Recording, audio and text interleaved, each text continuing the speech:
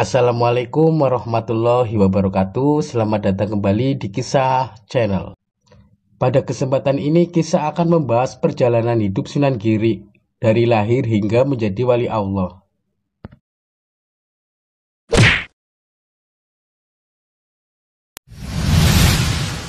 Sunan Giri dikenal dengan nama Raden Paku atau Prabu Satmata atau Sultan Abdul Fakih atau Raden Ainul Yakin atau Joko Samudra adalah nama salah seorang wali songo yang berkedudukan di Desa Giri, Kebomas Gresik, Jawa Timur.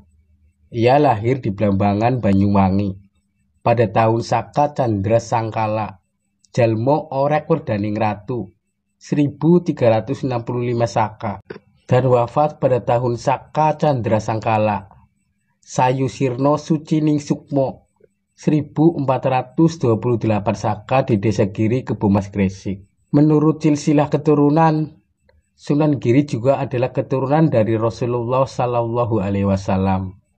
Hal ini dibuktikan melalui jalur keturunan Husain bin Ali, Ali Zainal Abidin, Muhammad Al-Bakir, Jafar As-Sodiq, Ali Al-Uraidi, Muhammad Al-Naqib, Isha Ar-Romi, Ahmad Al-Muhajir, Ubaidillah, Alwi Awal, Muhammad Sabihus sampai pada Maulana Ishaq dan Ainul Yakin atau lebih dikenal dengan Sunan Giri. Nama ayah Sunan Giri yakni Maulana Ishaq, sedangkan nama ibunya yakni Dewi Sekardadu yang merupakan seorang mubalik Islam asal dari Asia Tengah. Dewi Sekardadu ini merupakan putri Prabu Menak Sembuyu yang termasuk seorang penguasa yang ada di wilayah Blambangan, khususnya pada masa-masa akhir Majapahit.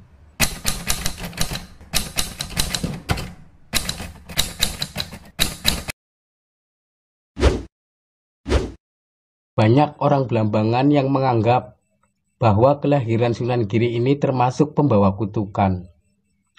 Kutukan yang dimaksudkan yakni berupa wabah penyakit di kerajaan Blambangan. Ketika masa kelahiran Sunan Giri dibuatkan sebuah sambutan, yakni dengan membuatkan peti terbuat dari besi untuk tempat bayi.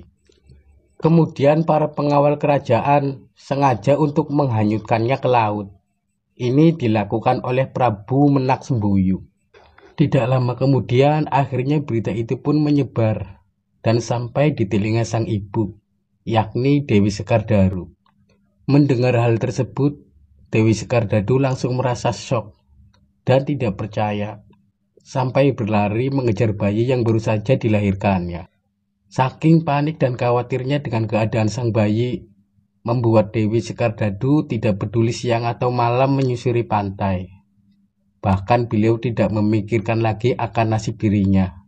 Sampai pada suatu ketika, Dewi Sekardadu pun meninggal dalam masa pencariannya.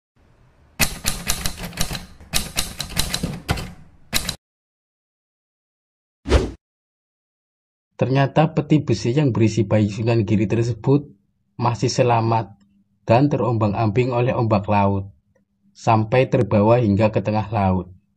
Peti tersebut bahkan memancarkan cahaya berkilauan, seperti layaknya kapal kecil di tengah laut. Pada suatu ketika, ada sekelompok awak kapal yang hendak berdagang ke Pulau Bali.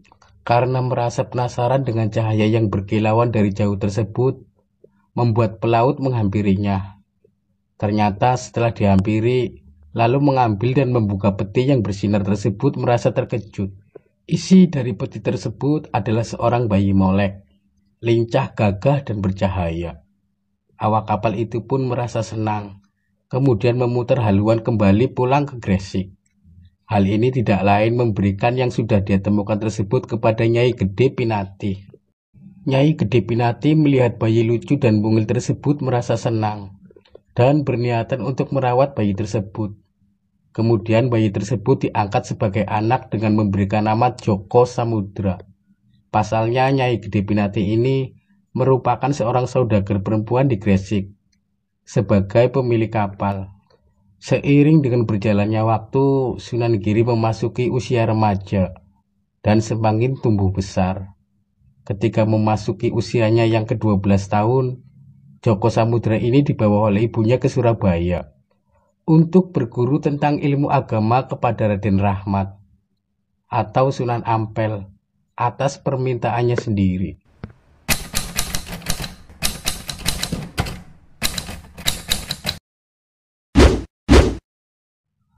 Hanya beberapa waktu setelah mengajar, Sunan Ampel bisa langsung mengetahui identitas sebenarnya dari Sunan Giri, bahkan menjadi murid kesayangan.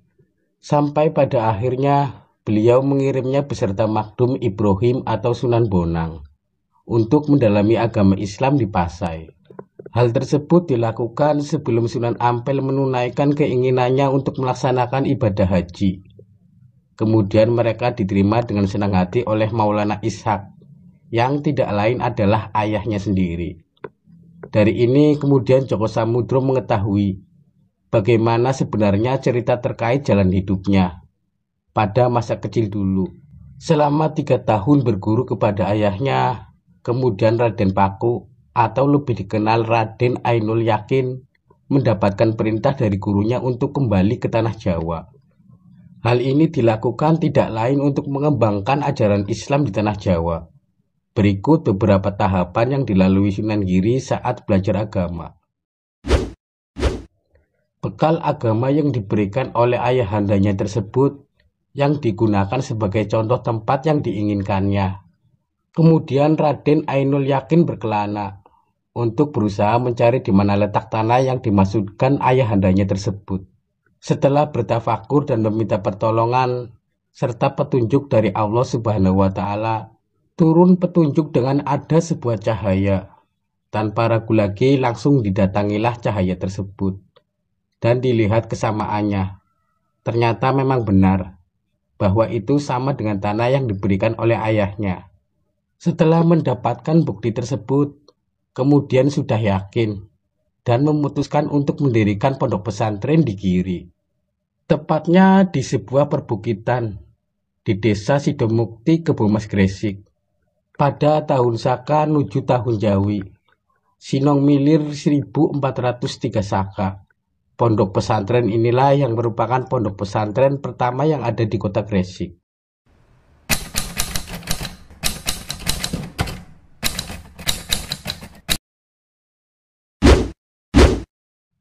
Apabila dilihat dari asal bahasanya, Giri artinya gunung.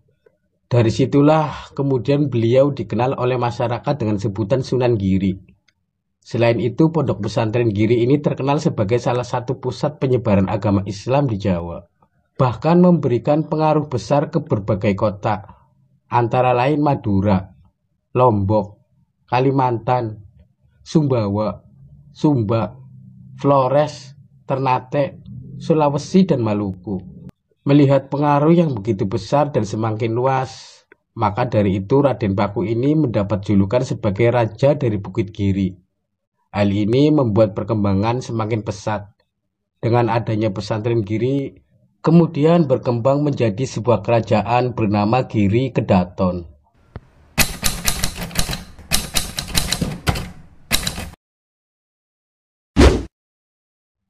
Kerajaan Giri Kedaton akhirnya berhasil menguasai daerah Gresik dan sekitarnya, yakni selama beberapa generasi.